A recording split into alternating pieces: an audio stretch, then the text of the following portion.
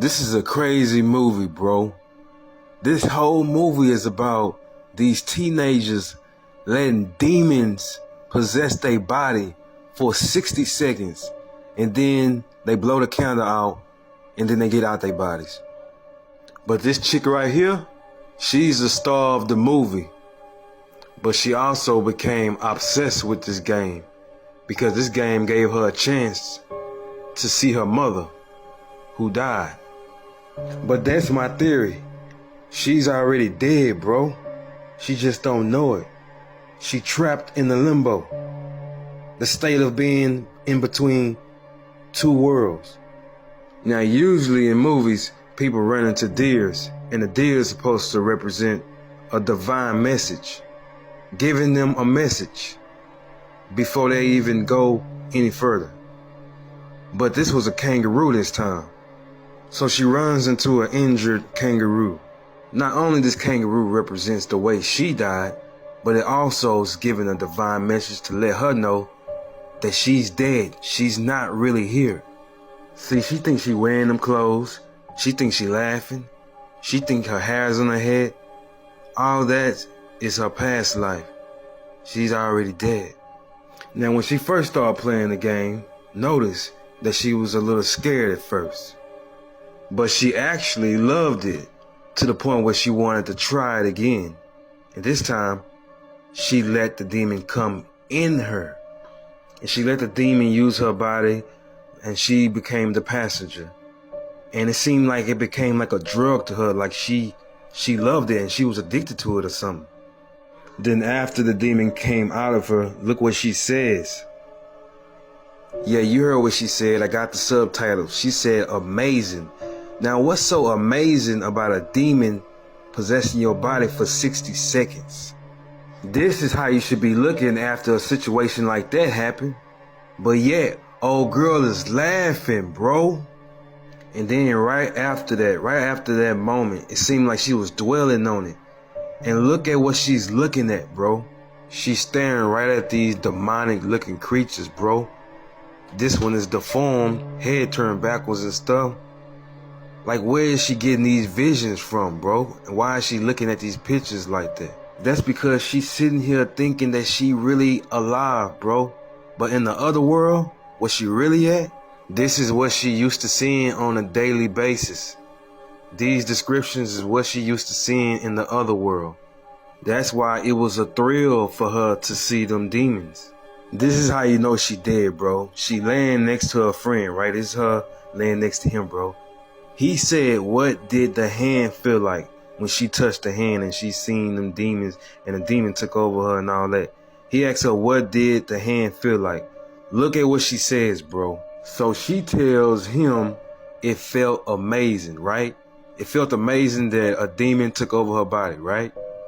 I felt like I was glowing, felt like she was glowing, right?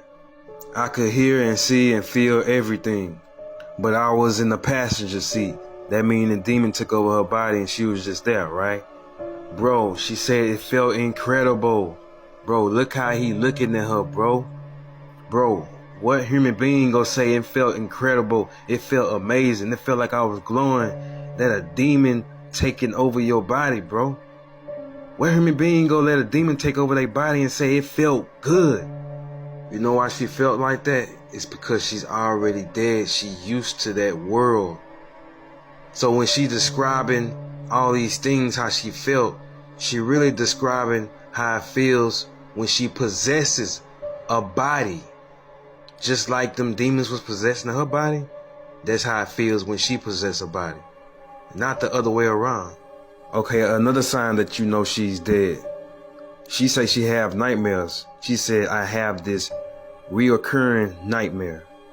I'm looking in the mirror and my reflection is gone. Right? She said that, right? Like I don't exist. Bro, this is not a nightmare she talking about. She's describing her afterlife. When she say I'm looking in the mirror and my reflection is gone, she's describing her afterlife like they showed at the end of the movie. Bro, she's already dead. She just don't know it. That's why she keeps seeing dead people. That's why she can see exactly how her mother died when she wasn't even there. She's in that world already, bro. And then you had this demon that was imitating her father, was trying to wake her up, bro. That's all he was trying to do. He wasn't trying to kill her, nothing. She already dead. He was trying to wake her up to make her see that you're not really here. Snap out of it. The thing about the mother, she was a bad spirit, and she was also connected to other bad spirits. She the one who had him suffering from all them demons that was in him. And also she said she wanted him to be put out of his misery. But that's a reason why she said all that for this certain person right here. At the beginning, when they saw the injured kangaroo, now remember, he was the one that told her to put the kangaroo out of his misery. But the kangaroo is a divine message. The kangaroo was sent to tell her that you're not really living, you're dead. You gotta get out of this limbo. So he wanted her to kill it. But she got in the car and she didn't run him over. She went the other way. See, if she would have ran over the kangaroo, it would have condemned her soul.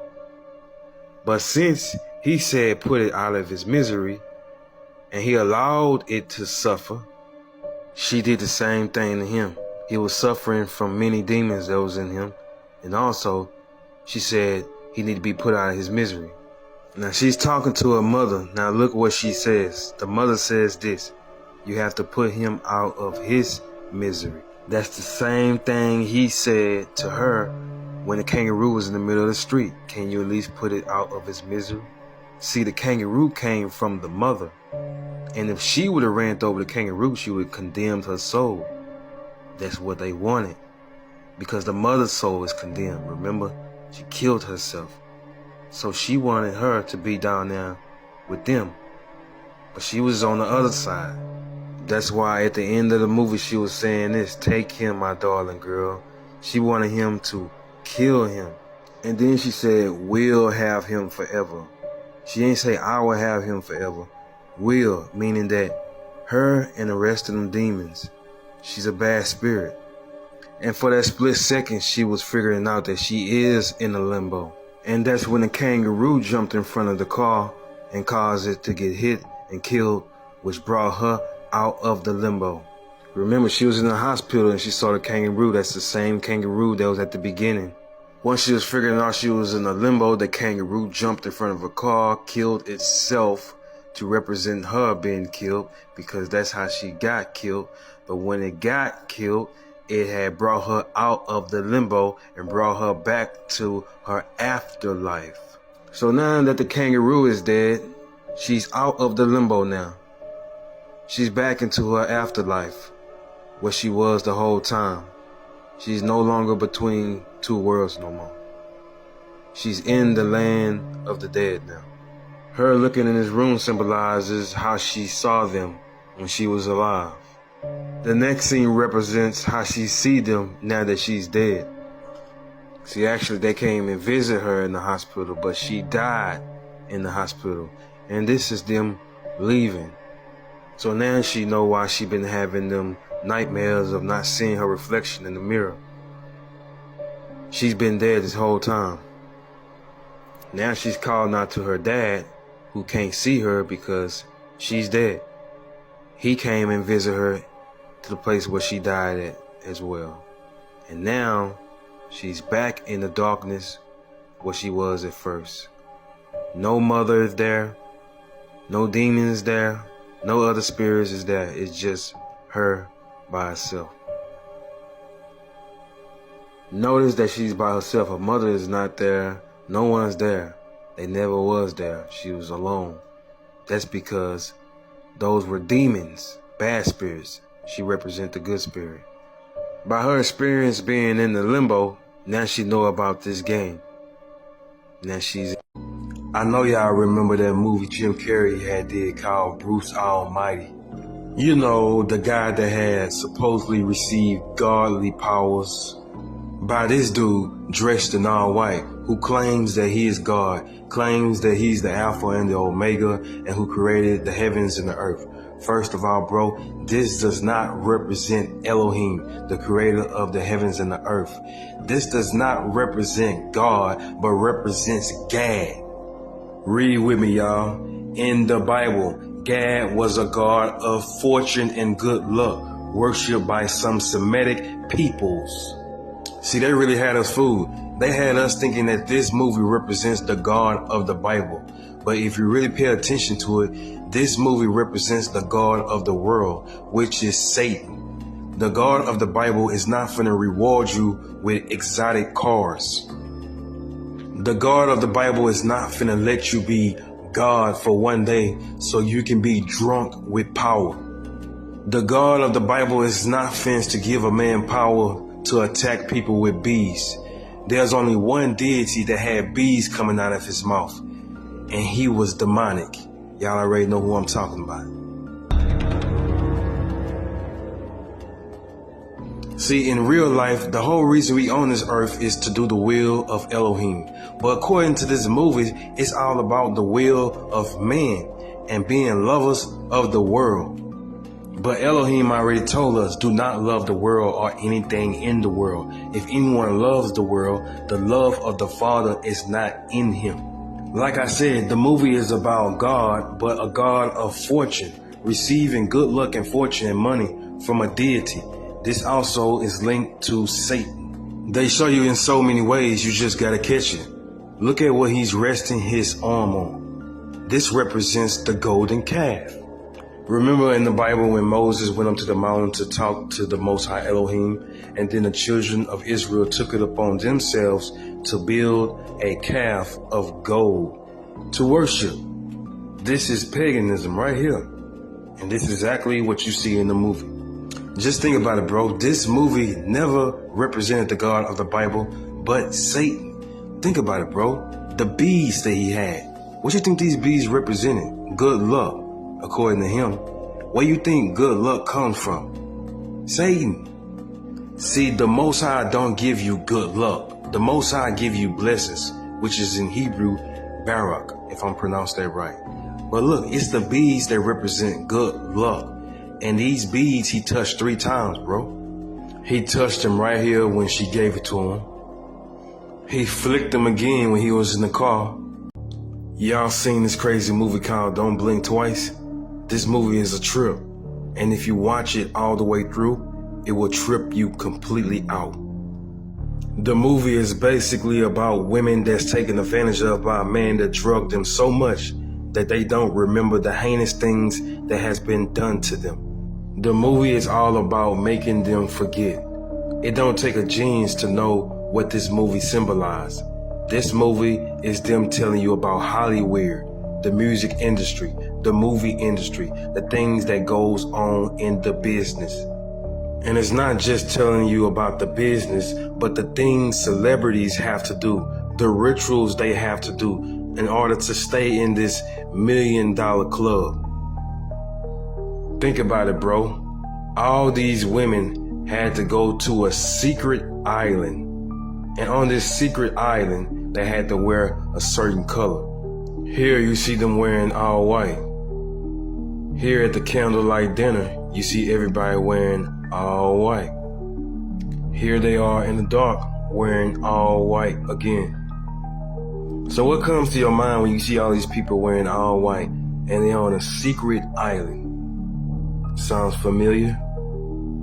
Now, the world should already know what goes on at these Diddy parties. He was accused of inducing female victims and male workers into drugged up. 1,000 bottles of baby oil seized. Again, he was accused of inducing female victims. Bill Cosby was another one that was accused by over 60 women, of the R word and other misconduct. That's exactly what you see going on with these women in this movie. They was taken advantage of with the R word, and they could not remember. But once they started remembering what happened to them, it took a toll on them. All these white dudes in these suits that's on this movie symbolize the higher ups, symbolize the sick, twisted men that you have to go to in order to get into that $1 million club. And all the guests you see on this movie, they represent celebrities. And this party that they all at represents all those who are in this demonic organization of being rich and powerful. And to stay rich, they have to go through all these things that they're about to go through. And they all gotta let them do the most terrible things to them in order to stay in this rich club. And don't sleep on the camera either. The camera is symbolic also. It's symbolic for insurance. Not according to the movie, but according to the real life with celebrities. It symbolizes insurance. When celebrities don't keep their end of the bargain and break the oath, they will be exposed. Why you think almost every celebrity have a sexual case they're accused of? And then all of a sudden, it goes away. Yeah, this represents that they have dirt on you in case you don't keep your end of the bargain. Regardless of if it's true or it's not true, it will still mess up your reputation, because that's what they will try to do, try to destroy your reputation. That's what I believe. And don't forget, according to those who say celebrities are in the Illuminati, how do they expose themselves? They pledge allegiance to Lucifer by showing you the one eye. This movie is called The Truman Show. It's about a man who think he living a regular life, but in reality, he living a false life. His whole life is a TV show. All the people he come in contact with are there to make him think he living a real life. From the time he walk out the house to him getting in his car, he's being recorded. And people are literally watching him because his life is a TV show. Now I already know what a lot of people gonna say. This is Jim Carrey exposing the firmament. He letting people know that you can't escape. Ain't nobody going to space. The earth is flat. The earth is this and the earth is that. That's for them conspiracy theory people. This is for the birds, bro. I got a deeper message than that. The man who created this false TV show and false world was being interviewed. Notice what he was asked. Read what this guy that was interviewing him said. Why do you think Truman has never come close to discovering the true nature of his world until now? And the creator of this world had replied with, we accept the reality of the world with which we are presented. So basically he's saying everything that humanity is doing is based on indoctrination of the world.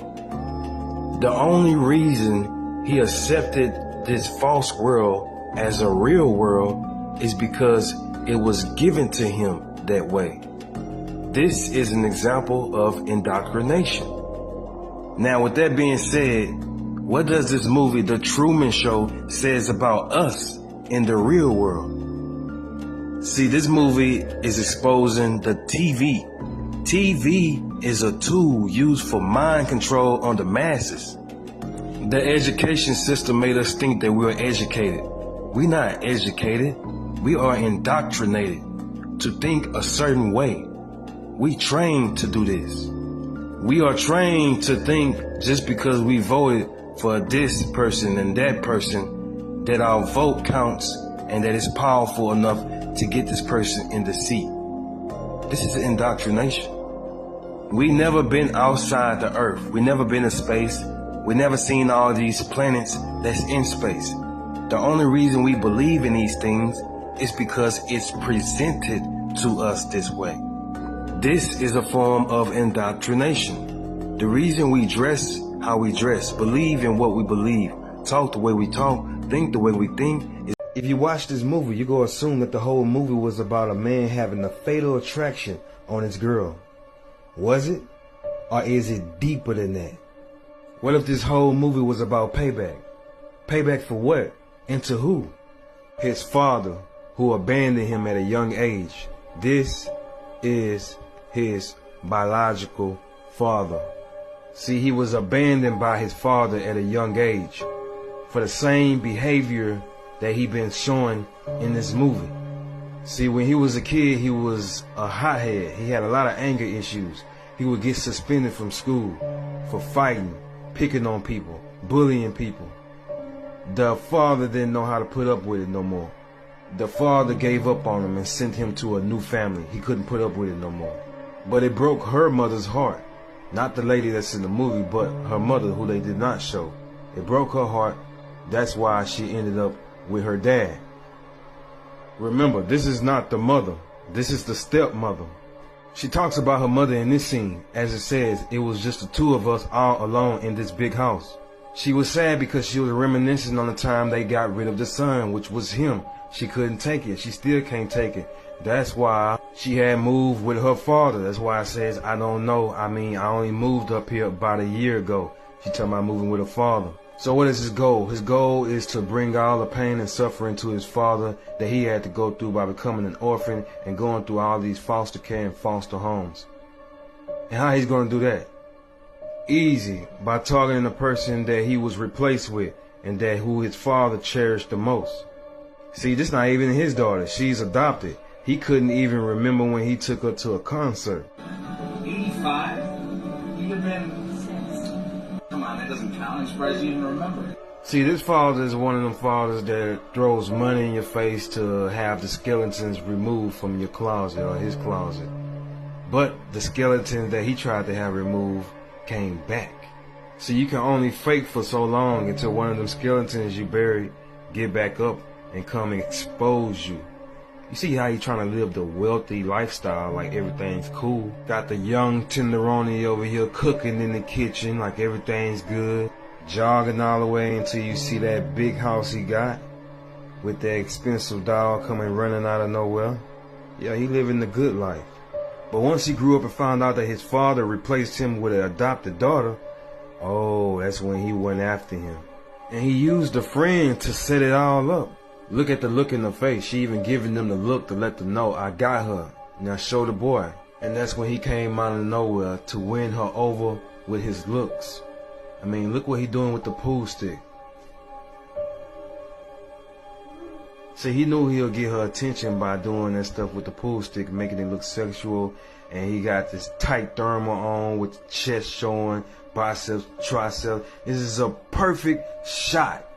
And it worked well. And it was all set up for her to look at him right there. See, the father didn't even notice that that's his son from a long time ago. But when he saw him for the first time, see, the look says everything.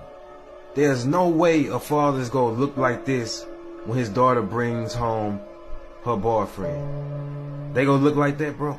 No way. What reason he have to look like that? Look like he's seen a ghost. The reason he froze up like that because he seen the resemblance of his son. But he still didn't know that that was his son. So that's why he looked it like that, because he thought that was his son.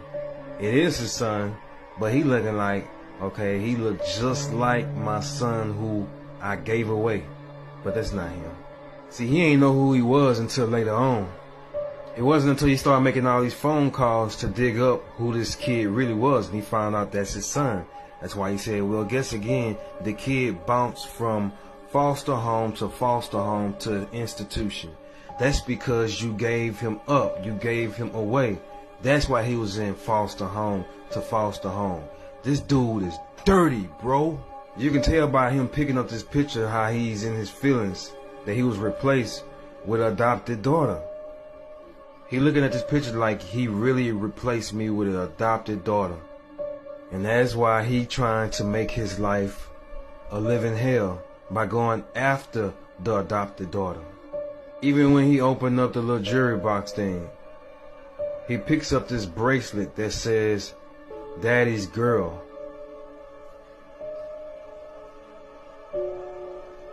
That really pissed him off because now he looking at it like, man, he really cherished this girl. And that's what turned him into the psychotic person he is. He never got help. He was abandoned when he was a child. The father is the problem. He is the victim.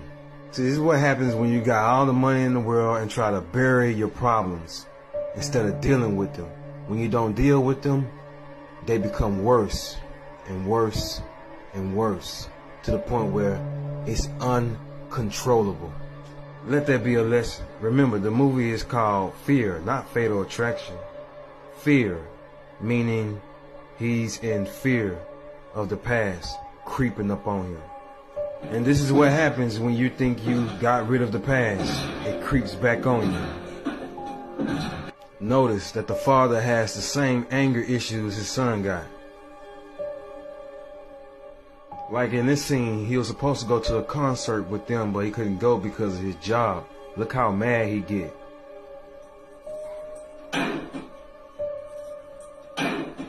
See how that boy jumped? He scared the hell out that boy. But hey, what can you say? It runs in the family. A lot of people thought I was reaching, but whatever. I already told y'all these theories are completely made up. So when you say I am reaching, you sound like a clown. Because if I'm telling you it's made up, then I am reaching. So y'all sound like a fool when y'all say that. But anyway, this time this is not a theory, but me breaking down this movie about what it's truly about. Since it's Black History Month, I think it's the perfect time to talk about these 4 black sisters that participated in this movie. When you look at this movie for entertainment purposes, we looking at 4 women who is fed up with the hood life, fed up with the 9-to-5 life, fed up with not having nothing. So they want to live the wealthy life. They want to go somewhere in life. So what did they do? They rob a bank and now they made. And this pretty much sums up the movie or what it's about. 4 women who fed up with life and rob a bank to get money. That's it. That's all we get from this. But that's not what it's about at all. Now, as you watch this movie, you're going to notice Queen has a hatred towards white people. She the one who lost her one, but as you can see, Queen took on all her pain, and she aimed all that hatred straight towards this cop as if it was her brother that got killed. And let's not forget what she said about the white family on the photo. This is an ugly ass baby. Yo, white people be having some old boy-headed, crying ass ugly babies. And then there was the white woman who she had threatened. And then there was the person who she jacked for his vehicle. He was also white. And if you look at all these women, to them, they was all let down by the system. One of them was fired from their boss, which was a white man, because he felt like she was affiliated with the person who robbed the bank just because she knew him. Didn't care how much money she caught for him, how many years she worked for him. So right then and now, she looking at white people as the system. Her brother was killed by a swarm of cops who was led by a Caucasian man. Then there was this woman who had a child taken by Child Protective Services, which is another form of the system. Actually, it was established by a white man named Henry Burge in 1875. And then there's this woman who just don't like white people. See, all 4 of these women felt like they was played by the system, white people. But the system is not white people. White racist people is not the enemy. But this is how a lot of black people think. They refer to the system as the white people, the white racist people who doing everything in their power to keep black people down. Even though there's a lot of white racist people out there who don't want to see black people come up, they are not the true enemy. The Bible in Ephesians 6:2 tells us who the true enemy is. For our struggle is not against flesh and blood, but against the rulers and against the authorities, against the powers of this dark world, and against the spiritual forces of evil in the heavenly realms. See, when it comes to race, race is a created word to create division. There is no such thing as race. And that's why black people think that white people is the enemy. No, white people is not the enemy. It's the people who you don't know. in higher places. Like everybody's so worried about Trump. Trump go do this, Trump go do that. Like I said, they're not the enemy. The enemy is someone who you don't know. Those the ones who are in control. See, it's symbolic, bro. Queen represents black people. This white man right here represents the system. So it's black people against the system is what this is about. See, the part when she drove her car through all them bullets like that, she didn't do that just because she gave up or she just was trying to prove her gangster. This was a message that she was sending. Her message was very clear. Never surrender. If you go down swinging. See, this scene is symbolic, but not only that, her face expressions is symbolic. See, this just don't represent her getting shot up and never surrender and all that stuff. This represents black people against the system. This represents black people against cops. They shot her down like an animal in the street. You see the colorful police lights and then you see her face. This is symbolic. Her face expression represents everything she sees is red. The cops is the enemy. This scene right here represents her last smoke because she's about to sacrifice herself to send a message. This face expression is showing that the same people who's supposed to serve and protect is now looking at her like she's the terrorist. She's looking at how they all got the guns pointed at her.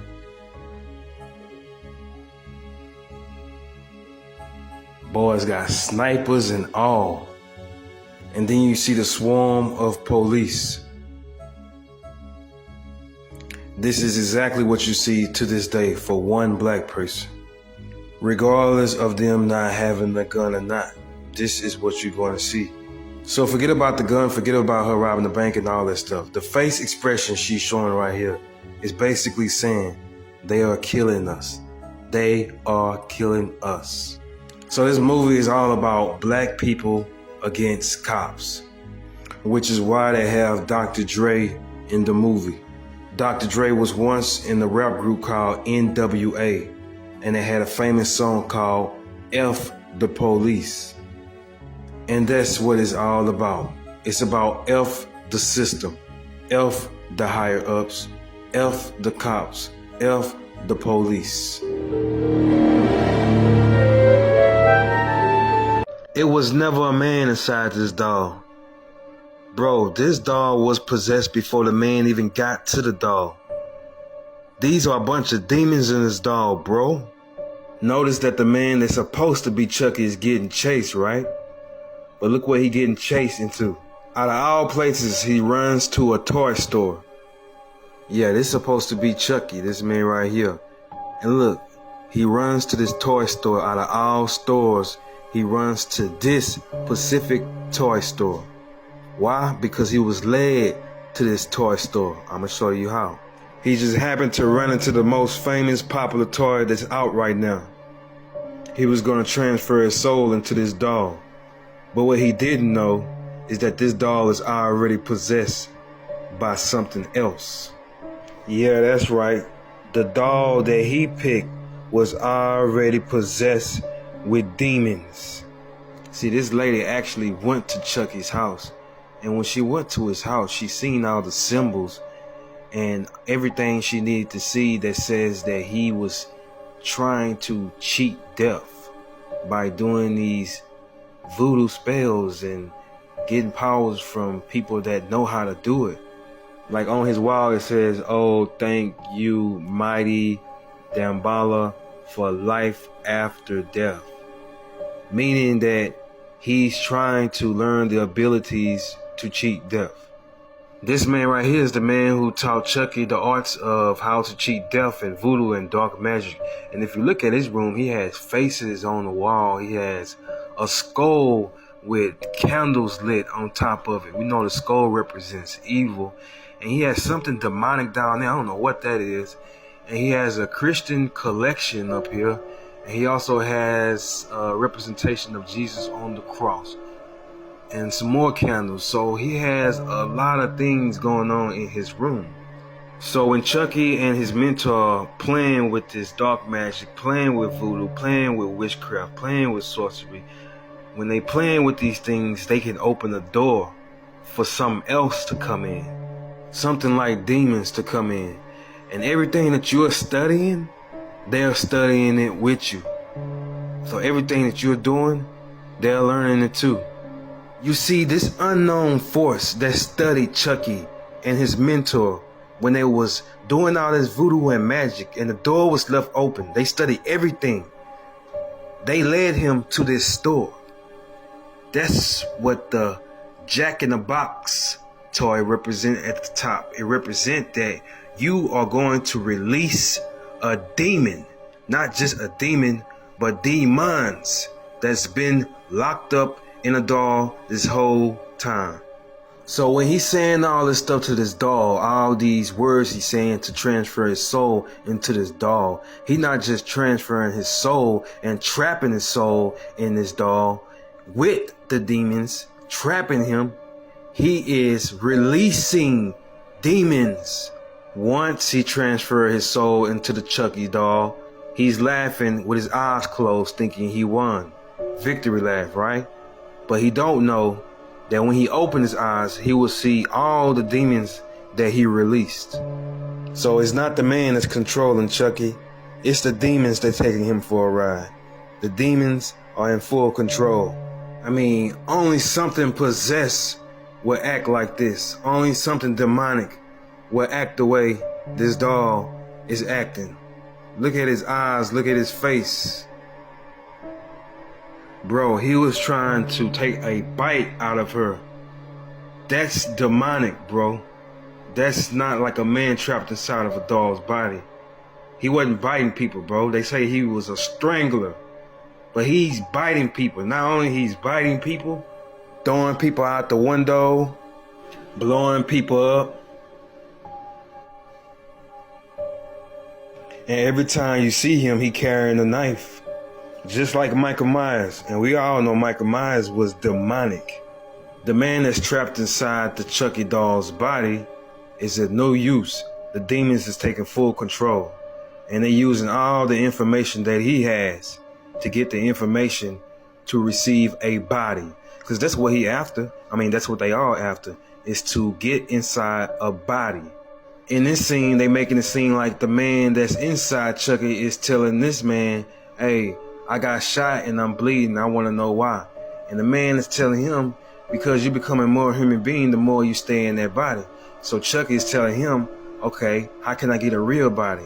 And the man is telling him, whoever you reveal yourself to, that's whose body you can get into. But that's not the case. The case is, those are demons talking to him. The man that's inside Chucky has all the information, and the demons are getting all that information and posing as the man, but he's not who he say he is. Chucky is full of demons, and the man revealed to the demons how to get a body, because that's what the demons been wanting this whole time. That was their goal, to get inside of a body, and he revealed it. This is Chucky's body that's dismantled and burnt up, and his head is over there on the left on the floor. I can't show it because TikTok be tripping. But by his head over there being on the floor with his eyes open and he's still talking, just shows you that this is demonic. If this really was a man inside of Chucky's body and he's controlling Chucky, he would not be able to do these things. You have to be supernatural to do these things. And that's when the demons come in. This is all demon work. Now, when they shot Chucky, they killed him and they shot him in the heart and he died, right? No, the person died, but the demon was still alive. But the only reason demons are inside these dolls is because they are picked up by the younger generation of people, which means that they can get in young bodies and live for a long, long time. And ain't it crazy that the man that's supposed to be Chucky, name is Charles Lee Ray, named after notorious killers, like this man right here, Charles Manson. Then you got Lee Harvey Oswald. These was known killers.